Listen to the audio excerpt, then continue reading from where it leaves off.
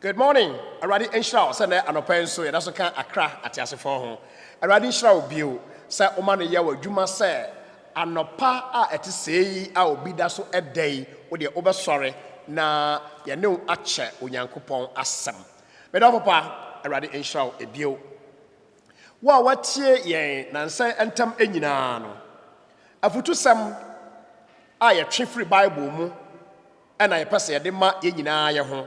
Say ye Ghana foi na afi eye abato afe aka abosome mienu bi pe na abato no ebre na aso na edan na me no ebeye na yebeboa ama ensam a asisi ewo amaman eso enam abato enti no ye man Ghana no saade no ebi enkoto ye eno na kakra yegina onyankopon asam so etu ye hofo emma ye afutu sam a ebetumi aboa yen principles a free Bible no a enyankopon no ankasa na de ma ye no mu se di akire ye no saa ebetumi aboa yen na oman enya na somdwe sa somdwe ewo oman mu a wanhwe ne yi a obeteki asomdwe no for granted until say ube luzu and san wo hunu say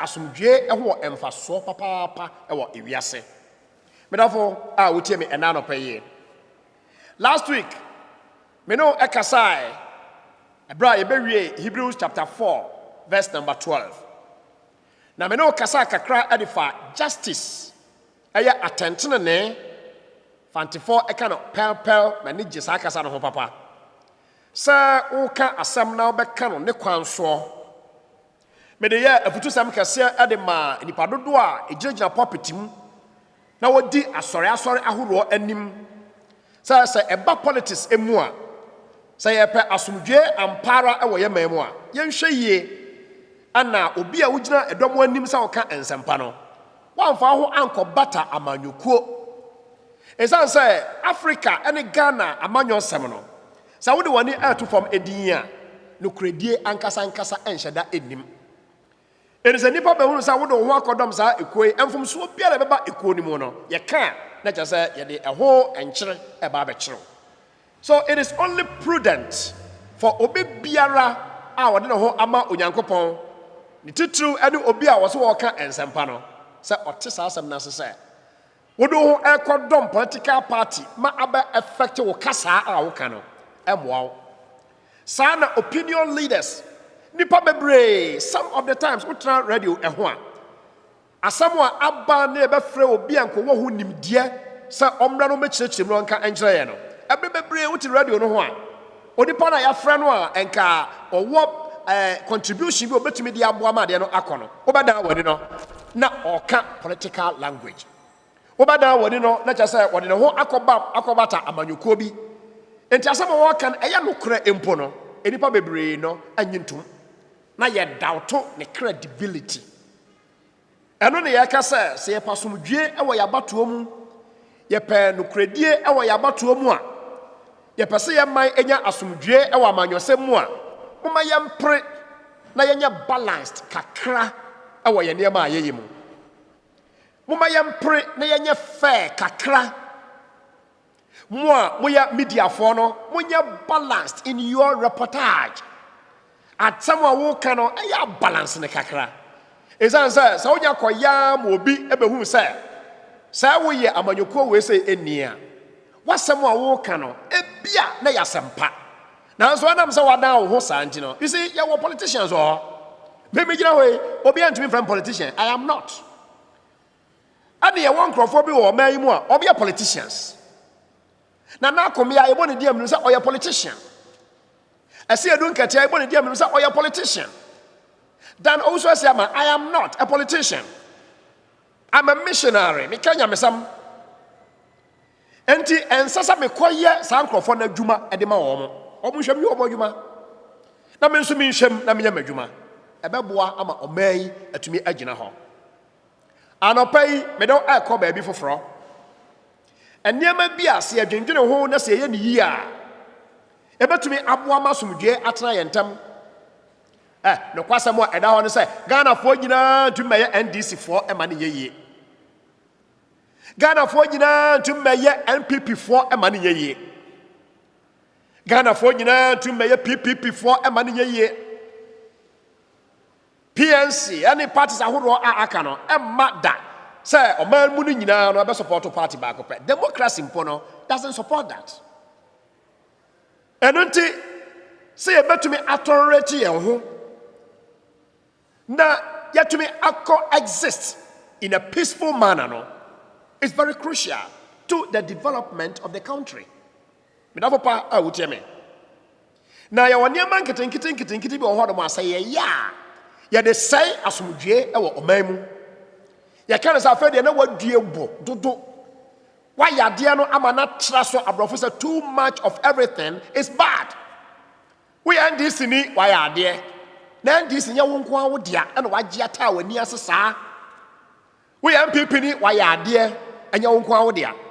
Hwe wo niema a wo ye no eyie ene. Your actions and inactions it just so hwe ni ye. It sounds like at the end of the day no you person you build it your mind. Say you man I be building ti and your ho no dia. And your onia na de keke nyina na ase no sen. Minu adofo a wo teme. Yewra Yesu Kristo eka asem bi e wo Matthew chapter 7 verse number 12. Na eno na anopai me pese ye dwendwene ho. Abato ensemu amanyosemu enche ye kwa akoto aba. Minkuntokwa minkansa mbone emfa me yonko ho. De enya no kra minkasa ye no kra. Odofo pa a wutie me. Wo yewra Yesu Kristo ne beposo asenka. The Sermon on the Mount, said the kind of Bible. Matthew chapter 7 and verse number 12. Yewra Yesu Kristo achen 1 year 80 no adwen egina bibi so. Na eno ana ene anopai. Me pasa me no ehwemu. De me ye nyina ne se se ehwe ne etie ensam wa Yewra Yesu Kristo enne ne nkrofo ekyerɛkyerɛmu wɔ Bible mu ne nkiye gina so ade aboye bra. Anka violence in politics no anka ni nyina etu atwa.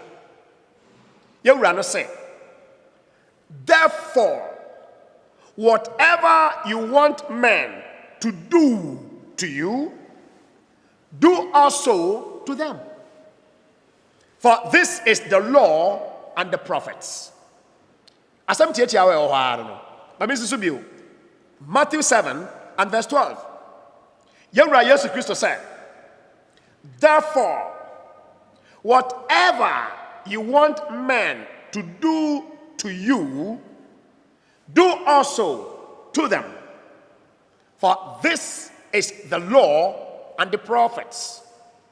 Already Jesus said, enti machedifo me catch them say, ade biara mo pese enipa enye emamo no.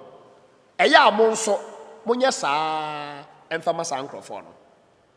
Na wei ene emra no ene edifo no. Odafo a wotie me. No kwasam awurade Yesu Kristo eyi na di wa ha yi. Bible adesuafo ato saa principle reading the golden rule. The golden rule. Matthew 7 and verse 12. Dia mo pese enipa eye mamo no. Eye amonso monyama won sara. Ghana ha yamse wo kasa bi a yeka ye dane we kakra bi na de yeka ne se ade a wo mpese ye de ye wo no eye amemfa nya wo yonko. Se ya manyofo ebete saa asem oyase. Na ye ne ye di amanyofo akire no ebete saa asem oyase a. Me na Bible so ka kire o man Ghana se ye wasomdwe awo ya batoɔ mu. Ye wasomdwe awo ya manyosem mu. Efisa de wo mpese obi de ye wo no. What resolve say wo mfa nya no. Nia wo pese obi eye edema wo no eno na wo ye. Na ya manyofo ete o man mi so mo say sana samete ana entokwa enipa ho adwembone kasabone ayeka efa ye ho no enyina no edi adanse say we are not applying the golden rule. The person nipa yema wo no eya yema no sara ɛyɛ adwuma ɛwɔ human relation biara emu ɛbɛboa wo ɛwɔ ɔware mu ɛbɛboa wo ɛwɔ w'adwuma mu sɛ wokɔ school a ɛbɛboa wo ɛwɔ school nkɔyɛ mu employer ɛte aseɛ sɛ nea ɔpɛ sɛ enipa ɛyɛ ma no saa na ɔbɛyɛ ma ne nua nipa a ɔmma ne employee sika ɛba mɛka ne hɔ ɔmfa nkontompo ɛkwan bi so ɛmfa deprive obi biribi a ɛnka ɛfata no saa na wo nso a woyɛ employee obiara bie n'adwuma na wafa wo no sɛdeɛ mopɛ sɛ nipa nyɛma mo no monyɛma wo nsaara no a ɛnka obi ebie n'adwuma na ɔfa wo anka wo nkɔtena adwuma no mu na wo nkɔwia no ɛnɛ deɛ ɛte ho no wopɛ wo ho asɛm kɔbie adwuma na akɔhu obi mɔbɔ sɛ ɔso wɔ ɔpɛ adwuma na kɔfa no a obɛwia wo ama wo a watenka sɛ wɔwia wo ama nipa bebree ɛdɔ akɔ fam ama nipa bebree ani anigye sɛ obɛtumi aboa obi mpo deɛ wopɛ sɛ enipa ɛyɛ ma wɔ no ɛyɛ a yɛma wɔn saara na wei ɛne mmara no ɛne adiifoɔ no medafo pa a wotie me anɔpa ma menka kakra ɛnkyerɛ yɛma nyɔkuo akɛseɛ mmienu a ɔmo na nansɛn ɔmmeɛ nna yi NDC foɔ ɛne MPP foɔ mema mo akye ɛne anɔpa yi madam fofoɔ bebree ɛwɔ NDC foɔ mu madam fofoɔ bebree ɛwɔ MPP foɔ mu na afutu a menam Bible so ɛde ma mo yi sɛ wobɛtie ne yie adwene ho akɔ akyiri a ɛbɛboa ama Ghana abɛyɛ the winner ɛnyɛ necessarily the political party deɛ wɔ power ɛne deɛ wɔ opposition deɛ Onyankopɔn ɛbɛfa wo so aboa ama ɔman atumi anya nkɔsoɔ no menua kɔso na yɛ saa fa hyɛ Awurade animonyam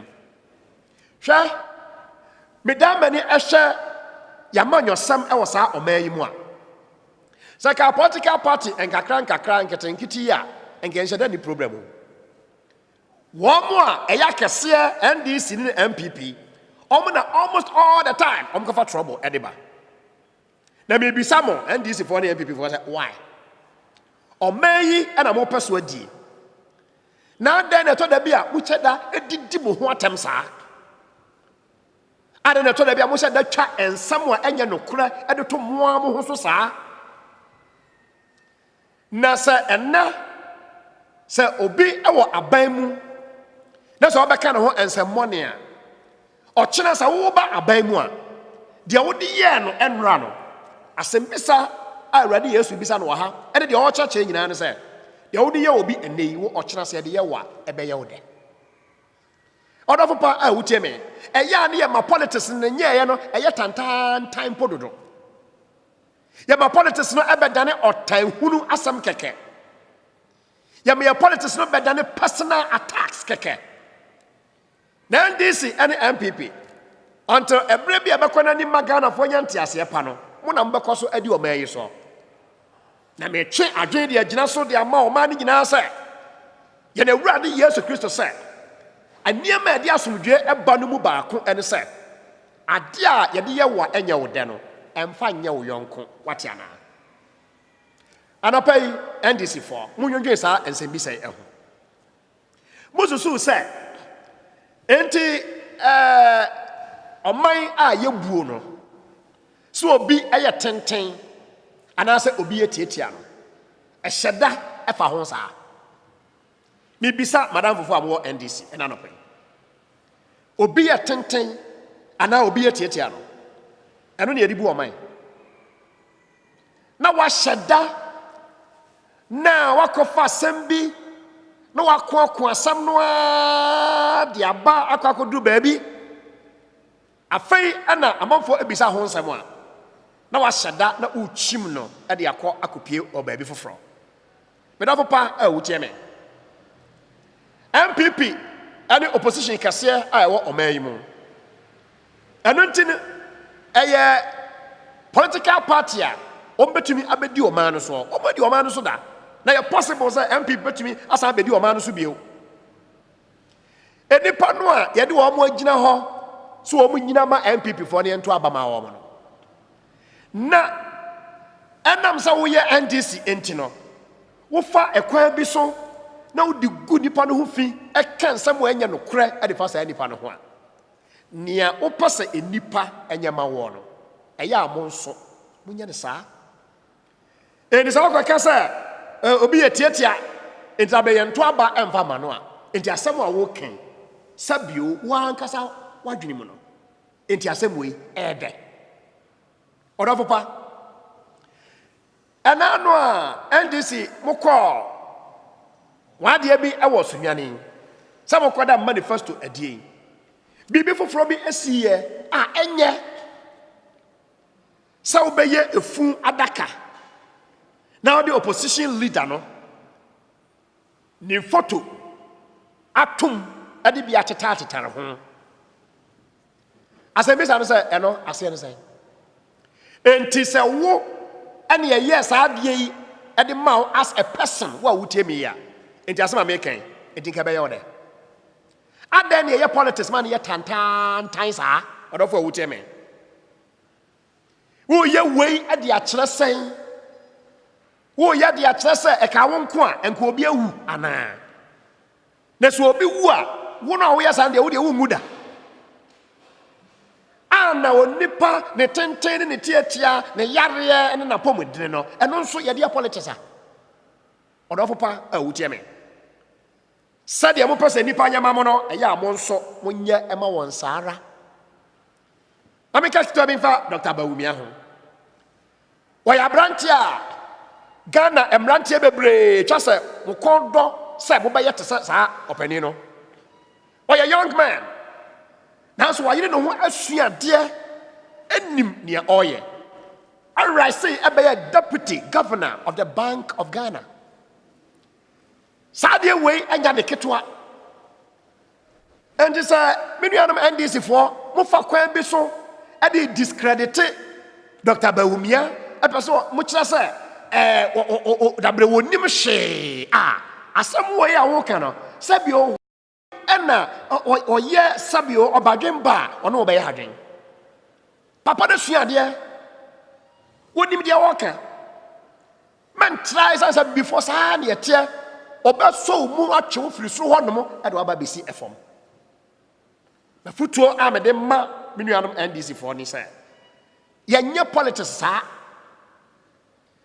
enya emfa asumdwe emma oman mu e kira say unyina nokora so na ade ayade why e doubt the credibility of Dr. Bawumia here then otimbe rise by deputy governor of the Bank of Ghana the nay I want to question politics muntina fe na afede da bresabe wan go school na say bi o ka bi anya nokora is it true? How are you going to convince the floating voters are well informed with this kind of attitude? Odafopa awucheme said the amon person enipa nyama mo no eya amon so munyama won sara enti madam for NDC for mo for sanse mintu mutrim communicators mo for we ntu mutrim enya tro eni nkontompo eni onipa awugu ne hu fi no na wonam so ade benya vote no enhira be na e was ade ni mo enya no eni edi bu man yet no kredie eni edi bu o man yo anopai media makabi achira wo say these communicators aba your radio near television so no obeka achira yen say MPP bra so omo anya hwe ya matikra so omo ka say power sector the energy sector no MPP ba no omo anya ho hwe na omo no monko na motimu anya president Kufuor ana kwafa abui dam e de ba he na so obi hyase e na obi wie some politicians don't back no quarry sa na say ye and so for kasa MPP ba no wa anya hwe ya na person me no ya adwen a enya ye probably obenya binom no wa ya adwen now so you are not telling the truth, you are not being fair, you are not being honest. The person nipa nyama mo no eya mo nso mo nyama won sara minu anam MPP for he mo adwen nya asa ma be gina na me beka asemagu NDC for so menya me point no said there now twetwa me ka kira wo no etwa benkum ne etwa nifa na minu anam MPP for so me bisa mo sa question no say said mo person nipa nyama mo no mo nso mo nyama won saa no Awurade Yesu Kristo eka no mo nso mo gitumu ana Says MPP ɛwɔ opposition. Ebe to me aba say December 7 Ghana for beto aba e ama MPP aban. Say omo emeso oman mu na omo nye de omo so betumi aye. Na ensamo a enen mo ka e de fa omampani oteso ene na aban eho no. Ana me bisa mo say mo nso munya kwan ba aban mu na obi ka sa nsam no e de tia mo a ebeye mo de. Odofo wutie me. Ense bi ho no mo arehu. Sade maka kire wo za wo beka se sabe Nana Akufo de yetiatia ntimi ento aba ma no eye irrelevant. Aho hia no. Sa na me nuan MPP for enti asese. Omampani a wote adwaso no. Yenkane ho ensamone saa. Omampani a wote adwaso no. Yenkoso ne minimu anya niam bia eni wo kwan se yeye. Me dofo pa wotia me. Say MPP madam for Broni kasa incompetent no. Moya ma obi a sabe on table of okra no or use our word no against the certain president. Is it fair? Mujitum say fair. Na no brabi o mampani no kwaka say untumi nka so ya incompetence a wonya president da. In a way no that's what can true. Wonya ade no bi da oya da na abeka kira me say me dia me no enya no kwan eno no. Okwan bi so no na the president na ka no na no no you got to be a president in the past and san what to me aka say obi incompetent. Obi betumi ayade a woni na nya adwen eno nkira incompetence. Fundamentally and this MPP no more policies na nya the same thing. More ideology no e differ. Obi a wakwa apostle fa so de ye na ade. Na se mutumi koye ema sabe ankwala nketo mpo ema telephone so a no waka radio say President Mahama incompetent. Who betumi defend you? Na mo me de me question me bisa on opa ne say. So Nyankopon pese Nana Akufo-Addo ebe president wo man mu. Na obi ekasa akasa e de kire no a enti ebe ye wo de. Sadia mo pese nipa nyama mo no. Eya mo nyama won saa. Why?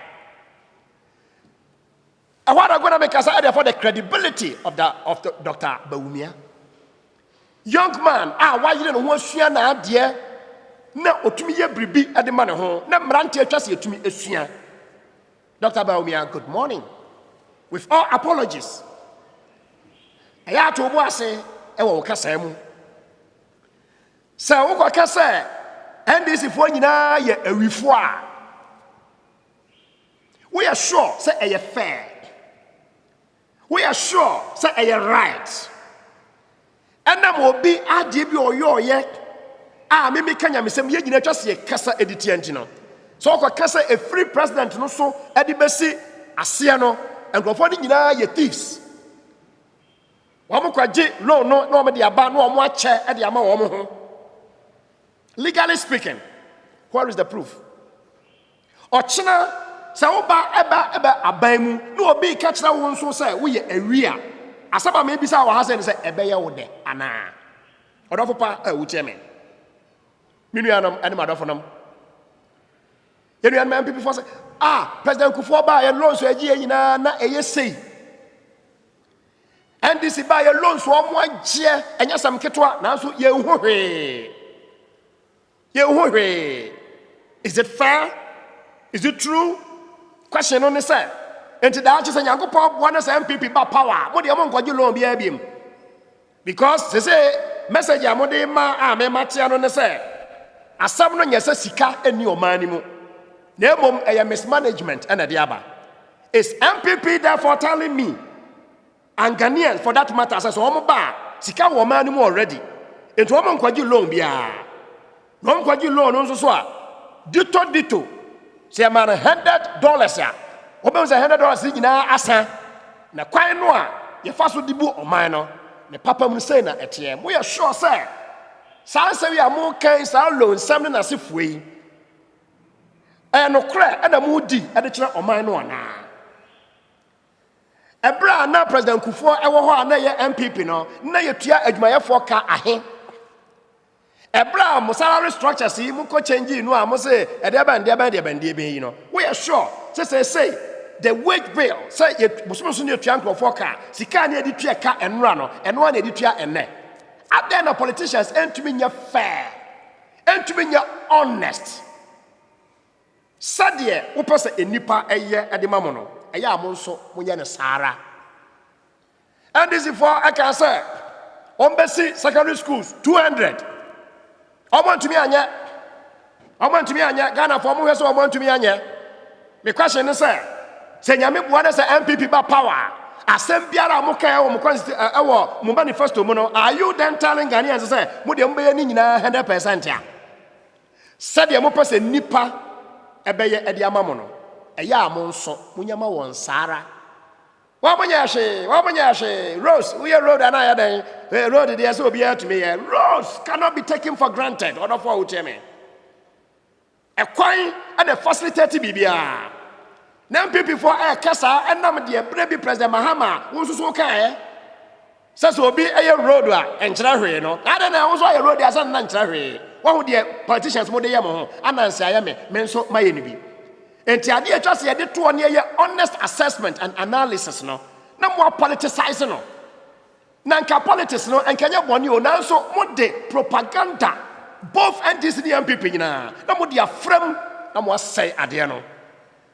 o say obi a obeye o mampani obi a odi etumi a obaabi no na odi edinsaye na odi ma no na no yete yesi President Mahama wonam no o chicha sika o tisika gusa wo che o campaign wo cheska no mo di video no ebeto YouTube eso wa wo hwe ye bia no question about one say na tie sana president no just wonam no wo chesika sa na hu no ayasem bisa Adentina politicians na mo pesa mo di nokra na mo pesa mo sai mo ankasa mo ho me do pa a wutie me anopai me do eba awie ebra bi abrantie bi yase fan Dr. Asemfoforo ekogina People's Assembly ase President Kufuor omampani mu a egina wo kasa no na papa akwaje microphone catch the president na say usi wuni sika bodua ewo nipam ewo omampani ho madofonom edi ade na ogisi ye President Mills akotena Kumasi kotena radio station aha no obi afa phone no ringi no abo sabe aboa bidin sa president msesa aboa partisan politics intino hwebe be ye ade ma no enenam sade mo pese enipa eyema mo no mo nso mo nyama won sara sa President Mahama ba bi na ohene bi se obema ne manfo ato aba ma no a umye nyina ye condemn Sana sa opani Akufo de ko ba bi na so ohini bi ka the same thing a muma yan condemn ne ehunu say ye serious people ya build your mind on honesty onyankopon enshira next week no me ba e besa atoa so na ye di enkomo bebre anope dem be catch the golden rule the opposite nipa eyema wo no eya won so yema no ye yes our amanyose mu a yema imu ebedwo onyankopon so ebeshira yan say the churches of Christ salute you and good morning. God richly bless you. Bye bye.